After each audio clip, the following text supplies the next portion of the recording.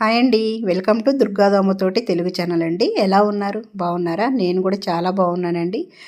మీరందరూ కూడా బాగుండాలని మనస్ఫూర్తిగా కోరుకుంటున్నాను. అయితే ఈరోజు వీడియో వచ్చేసి ఉప్మా చేస్తున్నానండి. మా చిన్నమ్మాయి ఉప్మా చేయి మమ్మీ పొడి పొడిగా ఉండాలి అని చెప్పేసి అడిగిందనమాట. తనకి అలా ఉంటేనే ఇష్టం. ఇంకా సర్లే చేస్తున్నాను కదా అని మీకు కూడా చూపించినట్టు ఉంటుందని వీడియో తీస్తున్నానండి. ఇప్పుడు స్టవ్ వెలిగించుకొని బాండీ పెట్టేసేసి 1 స్పూన్ వరకు నేను నెయ్యి వేసుకున్నానండి.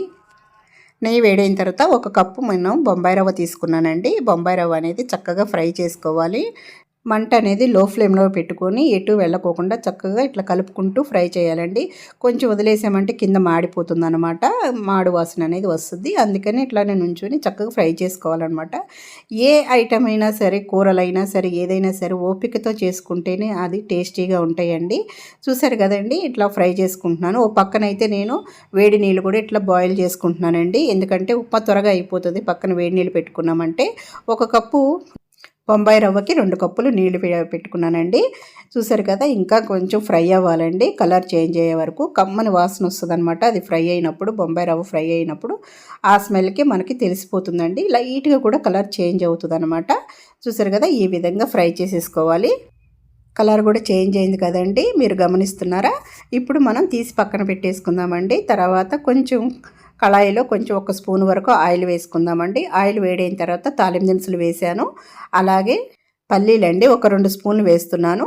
ఒకసారి ఇలా కలిపేసుకుందామండి ఆయిల్లో మిక్స్ అయ్యేలాగా. తర్వాత ఒక 2-3 పచ్చిమిరపకాయలు, అలాగే ఒక చిన్న సైజు ఉల్లిపాయ అండి కట్ చేసి అవి కూడా వేసేసుకున్నాను.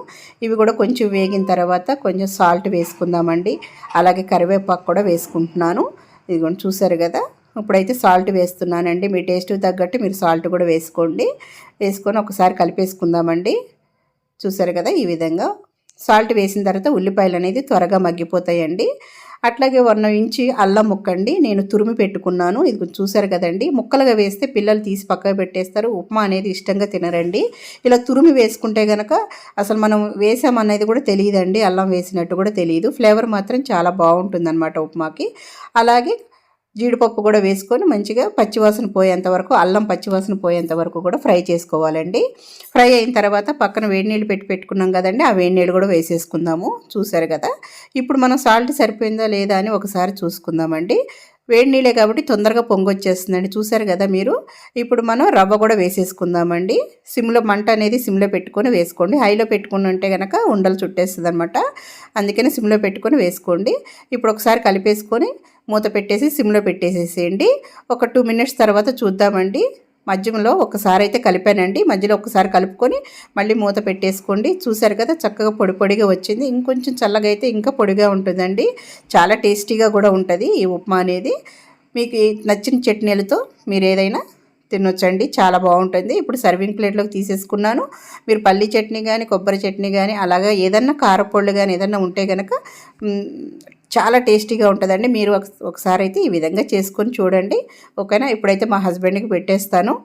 నేను మొన్న మీకు రోటి పచ్చడి చూపించాను కదండి, టమాటా రోటి పచ్చడి. ఆ వీడియో కూడా ఉందండి మన ఛానల్లో.